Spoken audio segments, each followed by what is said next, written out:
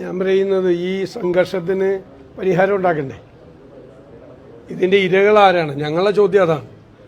നിസാരമായ കാര്യത്തിൻ്റെ പേരിൽ എല്ലാ സർവകലാശാലകളിലും സംഘർഷമാണ്.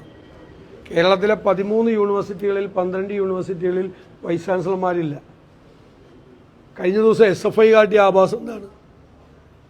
ഗവർണർക്കെതിരായ സമരം ചെയ്യാൻ യൂണിവേഴ്സിറ്റി ജീവനക്കാരെ മർദ്ദിക്കുകയും യൂണിവേഴ്സിറ്റിയിൽ വന്ന കുട്ടികളെ മർദ്ദിക്കുകയും ചെയ്യുന്ന പരിപാടിയാണ് ചെയ്യുന്നത്. ഉന്നത വിദ്യാഭ്യാസ രംഗം ആകെ കുളമായിരിക്കുകയാണ്. ഇന്നലെ കിം പരീക്ഷാഫലം വന്നപ്പോൾ അത് റദ്ദ് ചെയ്തു ഹൈക്കോടതി. ആരെങ്കിലും പ്രോസ്പെക്ടസ് അവസാന നിമിഷം തിരുത്തുമോ? സാമാന്യ ബുദ്ധിയുള്ള ആരെങ്കിലും ചെയ്യുമോ?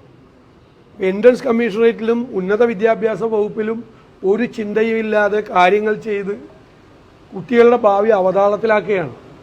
കേരളത്തിലെ ഉന്നത വിദ്യാഭ്യാസ രംഗം പ്രത്യേകിച്ച് ബ്രെയിൻ ഡ്രെയിൻ നേരിടുന്ന കാലഘട്ടത്തിൽ കുട്ടികൾ വിദേശ സർവകലാശാലയിലേക്ക് പഠിക്കാൻ പോകാനുള്ള ഒരു ട്രെൻഡ് നിലനിൽക്കുന്നൊരു കാലഘട്ടത്തിൽ ഈ സർവകലാശാലകളിലെ സംഘർഷം കേരളത്തിലെ ഉന്നത വിദ്യാഭ്യാസ മേഖലയെ തകർക്കുകയും അതാണ് ചെയ്യുന്നത്. ആരും മുൻകൈ എടുക്കുന്നില്ല അത് തീർക്കാൻ വേണ്ടിയിട്ട്. എന്താണ്? നിസ്സാരമായ പ്രശ്നമാണ്. ഒരു സെനറ്റ് ഹാളിൽ ഒരു പരിപാടി നടന്ന വിഷയമാണ്. പ്രശ്നമുണ്ടായി അത് പരിഹരിക്കണ്ടേ? അത് വീണ്ടും അത് ഏറ്റവും സംഘർഷഭരിതമായ സാഹചര്യത്തിലേക്ക് പോവുകയാണ്. ഇനിയിപ്പോൾ ഡിജിറ്റൽ യൂണിവേഴ്സിറ്റി, മുഖ്യമന്ത്രി ചാൻസലറായ യൂണിവേഴ്സിറ്റിയാണ്. അവിടെ കോടികളുടെ അഴിമതിയാണ് ഇപ്പോൾ പുറത്തു വന്നിരിക്കുന്നത്. വൈസ് ചാൻസലർ തന്നെ റിപ്പോർട്ട് കൊടുത്തിരിക്കുകയാണ്. അതായത് കേന്ദ്ര സംസ്ഥാന ഗവൺമെൻറ്റുകൾ ഒരുമിച്ച് നടത്തുന്ന ഗ്രഫീൻ അറോറ എന്നുള്ള പദ്ധതി, ആ പദ്ധതിയുടെ ഉത്തരവ് ഇറങ്ങിക്കഴിഞ്ഞതിന് ശേഷമാണ് ഒരു കമ്പനി കോൺസ്റ്റിറ്റ്യൂട്ട് ചെയ്യുന്നത്. ഒരു പുതിയ കമ്പനി ഉണ്ടാക്കുകയാണ്, ഫ്ലോട്ട് ചെയ്യുകയാണ്. ഇതിനു വേണ്ടി ഇതിൻ്റെ കരാറെടുക്കുന്നതിന് വേണ്ടി ഉത്തരവ് ഇറങ്ങിക്കഴിഞ്ഞ് ഉണ്ടാക്കിയ ആ കമ്പനിക്ക് കരാർ കൊടുക്കുകയും നടപടിക്രമങ്ങൾ പൂർത്തിയാക്കുന്നതിന് മുമ്പ് അഡ്വാൻസ് കൊടുക്കുകയും ചെയ്യുകയാണ്. വൈസ് ചാൻസലറുടെ റിപ്പോർട്ടാണ്. അധ്യാപകർ സ്വന്തമായി കമ്പനി ഉണ്ടാക്കി പ്രോജക്റ്റ് ഉണ്ടാക്കുകയാണ് എന്ന് പറയുന്നത്. മുഖ്യമന്ത്രി ചാൻസലറായ ഡിജിറ്റൽ സർവകലാശാലയിൽ നടക്കുന്നതാണ്. കോടികളുടെ അഴിമതിയാണ്. ആ സ്ഥലം മുഴുവനും ദുരുപയോഗം ചെയ്തുകൊണ്ട് പണം ഉണ്ടാക്കിയാണ് കുറേ ആളുകൾ അടക്കം അവർക്കെല്ലാം വിട്ടുകൊടുത്തിരിക്കുകയാണ്.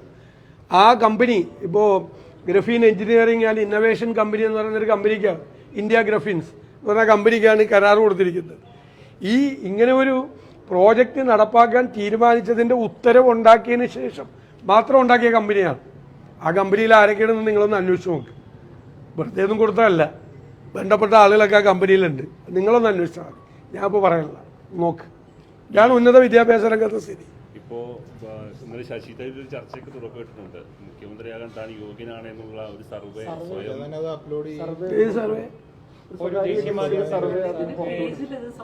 ഞാൻ കണ്ടില്ല. കുറേ സർവേ എല്ലാ ദിവസവും വരുന്നുണ്ട്, ഇഷ്ടംപോലെ സർവേ ഉണ്ട്. എല്ലാ സർവേയെ കുറിച്ച് ഞങ്ങൾ എന്തിനാ അഭിപ്രായം? അല്ല, അദ്ദേഹം ഞാൻ പറഞ്ഞല്ലോ, അദ്ദേഹം വർക്കിംഗ് കമ്മിറ്റി അംഗമാണ്. അദ്ദേഹത്തിൻ്റെ ലേഖനം എൻ്റെ ശ്രദ്ധയിൽപ്പെട്ടു. ഞാനല്ല അതിനെക്കുറിച്ച് അഭിപ്രായം പറയേണ്ടത്, ദേശീയ നേതൃത്വമാണ് അതിനെക്കുറിച്ച് അഭിപ്രായം പറയുന്നത്. അദ്ദേഹം വർക്കിംഗ് കമ്മിറ്റി അംഗമാണ്. ഞങ്ങൾ ഇവിടെയുള്ള സംസ്ഥാന നേതാക്കൾ അദ്ദേഹത്തിനെ കുറിച്ച് ഒരു കമൻറ്റും പറയുന്നില്ല.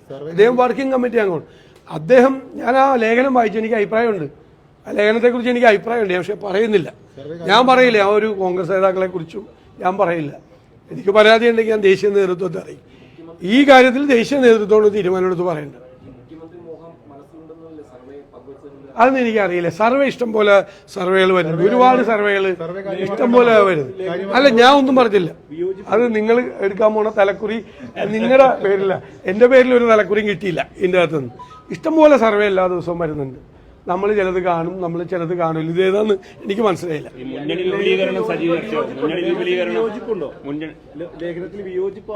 ഞാനൊന്നും പറഞ്ഞില്ലല്ലോ. അത് അഭിപ്രായം നിങ്ങളോട് പറയണെങ്കിൽ ആദ്യമേ തന്നെ പറയില്ല അഭിപ്രായം. ഞാൻ പറയില്ലെന്ന്. അല്ലല്ല, ഞാനൊന്നും ഈ UDF-ന്റെ അജണ്ടയിൽ, ഇന്നത്തെ അജണ്ടയിൽ അത്തരം ഒരു കാര്യങ്ങളും ഇല്ല. ദീർഘകാലത്തെ അജണ്ടയിൽ ഞങ്ങളുടെ സംഘടനാപരമായ UDF-ന്റെ അടിത്തറ, ജനകീയ അടിത്തറ വിപുലപ്പെടുത്തുന്നത് ദീർഘകാല അജണ്ടയിലുണ്ട്. ഇന്നത്തെ അജണ്ടയിലില്ല. നിങ്ങൾ വെറുതെ വാർത്ത ഉണ്ടാക്കുകയും വേണ്ട. ഇന്നലെ മിനിയാന്നൊക്കെ നിങ്ങൾ വെറുതെ ഇങ്ങനെ വാർത്ത ഉണ്ടാക്കുക. ഇന്നത്തെ അജണ്ട ഞങ്ങൾ രണ്ടുപേരും കൂടി ബാക്കിയുള്ള നേതാക്കന്മാരോട് എല്ലാവരോടും, ഞാനും UDF കൺവീനറും കൂടി ഒരുമിച്ച് ബാക്കിയുള്ള നേതാക്കന്മാരോട് ആലോചിച്ച് തീരുമാനിച്ചാണ്. ഞങ്ങൾ തീരുമാനിക്കാത്ത അജണ്ട നിങ്ങൾ കൊടുക്കരുത് ദയവ് ചെയ്ത്. അതിൻ്റെ ഒരു റിക്വസ്റ്റാണ്.